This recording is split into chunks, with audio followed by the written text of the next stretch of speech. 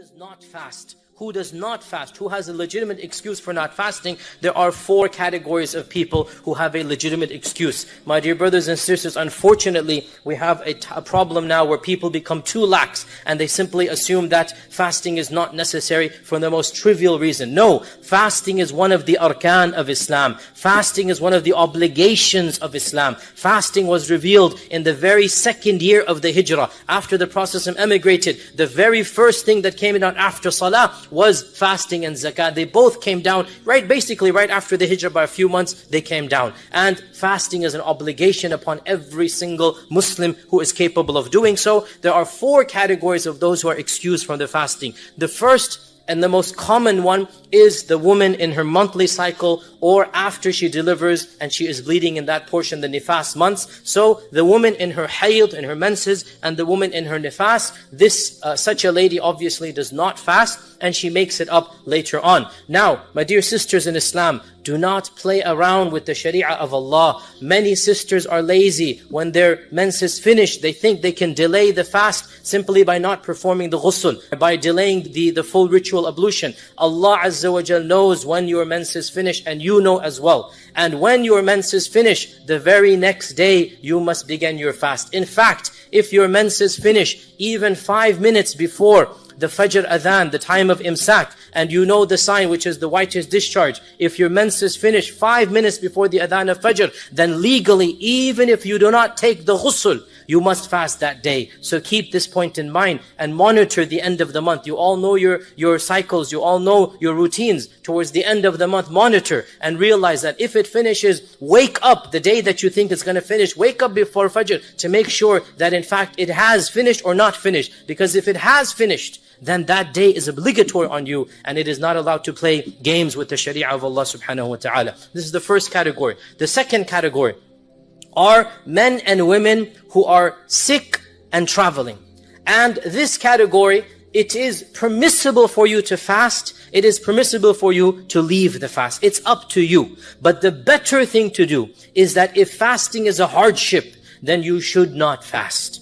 If fasting complicates your medical problem, if fasting is a hardship during travel, and you know best, travel is relative. For some of us, traveling is an hour and a half drive in the air-conditioned car. In such a case, maybe don't break the fast if you don't want to. Sometimes traveling involves a 15-hour journey across the globe, in which case fasting will be a big problem. You know best. And our Prophet ﷺ said, it is not righteousness to fast while traveling, meaning if it's difficult to fast, Allah will not reward you if you're causing hardship when you are fasting during travel. You decide. If it's a piece of cake, if it's easy, then go ahead and fast. Also in terms of sickness, what constitutes a legitimate sickness? The response is common sense will tell you. You don't need to go to a doctor or even an alim. Common sense will tell you. If you have a little bruise or cut on your finger, that's not going to cause you to not fast. But if you have a high fever, subhanAllah, you need your liquids, you need to drink all day long, you need this, you need that. A high fever definitely is an excuse for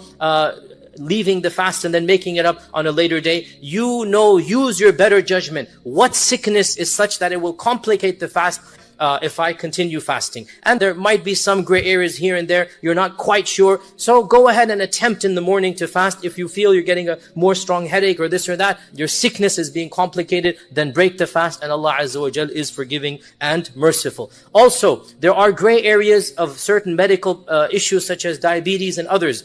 I cannot give you a blanket fatwa. Go to a Muslim doctor. And why do I say Muslim doctor? Because a Muslim will understand the obligation of fasting. Not that we don't trust a non-Muslim doctor, but a non-Muslim does not understand how important fasting is. A Muslim doctor will understand how important fasting is. So if you're diabetic, or if you have a chronic illness in this regard, go to a Muslim reputable doctor so that the Muslim doctor can weigh between, in your case, if you have a heavy meal with these and these ingredients, and then you break your fast at the appropriate time, inshallah, it's okay. So the Muslim doctor can tell you this.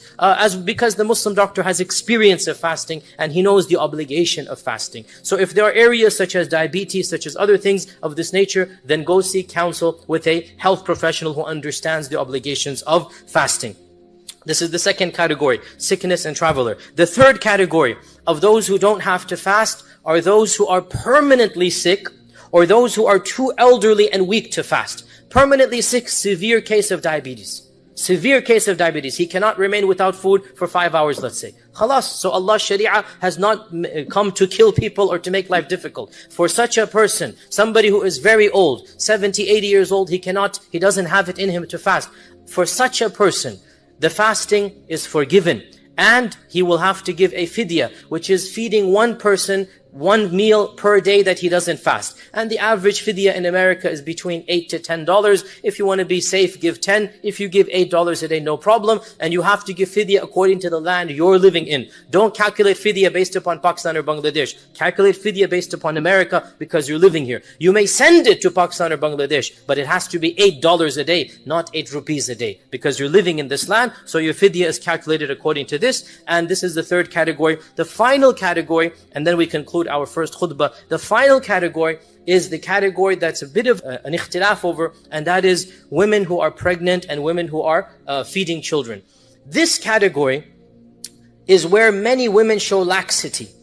The fact of the matter is, an average, healthy young lady who is pregnant or who is feeding should not really have an excuse to break the fast.